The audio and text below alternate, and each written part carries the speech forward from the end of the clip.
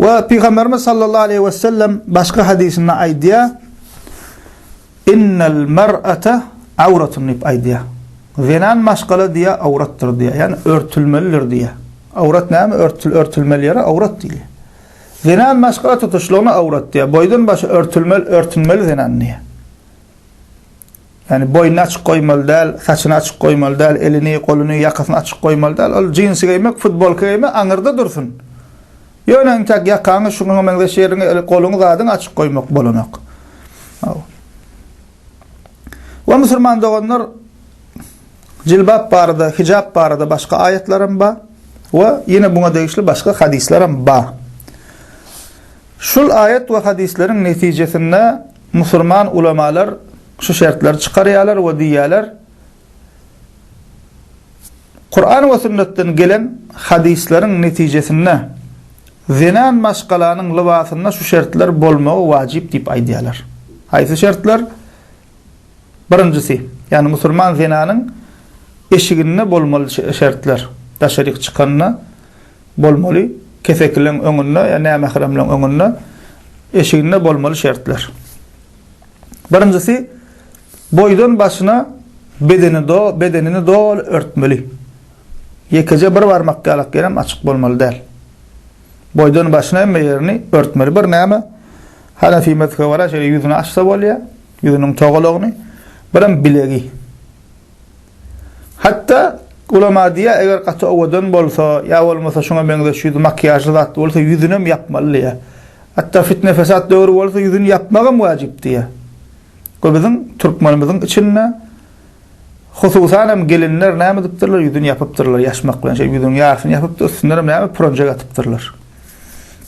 Demek birinci şartı nämeken? Boydan başına bedenini doğru örtmeli. İkinci, libasi dar bolmalı değil. Dar bolmalı değil, firatını, yani figurasını belli etmeyecek derecede giyin olmalı. Angrası bersi tungorp dursa, bil zadı bildirip ol näme eyan bolmaya. Giyin olmalı, belli olmalı figurası, yani sirati. Türkmençe sirati değil ya. Üçüncü şart Müslümanda olanlar içi görünecek derecede yuqa bolmalı değil. Yuqa bolsa bolmaya, sık dokulan olmalı.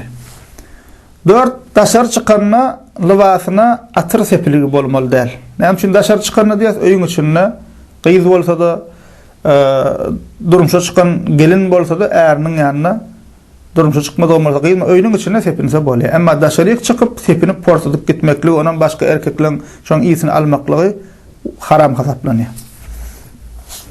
5. Erkekleriň libasyna meňzemeli değil. Şumalky jinsi giýenlere değişli, balak giýenlere değişli. Erkeklerin libasına benzemeli değil. 6. Kafir zinanlara maksus, yani kafir zinanların yürüyüte giyen libası eşigi bolmalı değil. 7. İllen ütköşük bolmak için, üns çekmek için giyilen libas bolmalı değil. Yürüyüte şu adamlar bana seyretsin, ütköşük giyip, renk olsun, şekil olsun, şuna benzeş bolmalı değil Müslüman doğanlar. Näme? Şu görünüşte bolmalı. Indi Müslüman doğanlar bu dersten çıkan bellikler ve kâgir neticeler ve birinci Müslüman zinan haçan şu görünüşde doğal örtünmeli, haçan giyinmeli, haçan şoňa parz bolýar. Haçan bir Müslüman gyýyz ululuk ýaşyna ýetenne hijab giýmekligi parz bolýar. Tutuş bedenini örtmeli, ýanky aýdyşyň galakly şartlar bilen. Daşaryk çykanda. Emma öýüniň içinde öz mahremleriniň ýanyna, jigsiniň doğanyň ýanyna çala elini açylany, saçının bir bölücü açılany şuna benzeş. Onda näme? Gunakarçylyk ýok. Emma kefeklerin öňünde, hatta öýüne hem bolsa kefeklerin öňünde, näme mahremlerin öňünde dolu hemme ýer örtüligi bolmaly. Demek birinçisi nämeken? Müslüman gyýyz ululuk ýaşyna ýetende hijab giýmek parzdyr. Ululuk ýaşyna ýetmeklik rahyla kefitlenilýär. Haçan bir zenan gyýyz maşgala haýyz görüp başlasa, aw näme eýam şol ululuk ýaşyna yettigi hasaplanýar we dol näme hijab giýmekligi parzdyr. Hukman daşaryk çykanna jilbab giýip çykmalydyr. Dol ýanky şert aýdyşymyz ýalakka şol şertlere gara giýiniligi we örtüligi bolmaly. We näme mahrem erkekleriň öňünde Müslüman zinanyň saçynyň ýekece taryny açyp goýmaklygy haramdyr. Ünsüriň bedeniniň bir bölegi ýakasyny ýa şoňa döşüni diýem zok. saçının yekece tarını açıp koymaklığı bil kaslayın açıp şonu koymaklığı örtmen koymaklığı näme musulman doğunlar haramdır ve ta örtünýänçe günahkardır. Şu daşaryk çıkıp yarmalana çolup geynik gitse örtünmen. Şu näçe erkekler seyredi verdiğince erkeklere de günah, ona da günah. Ve musulman zenen hiç ýagdaýda, hiç bahana bilen hijabını, jilbabını çıkarmaly däl.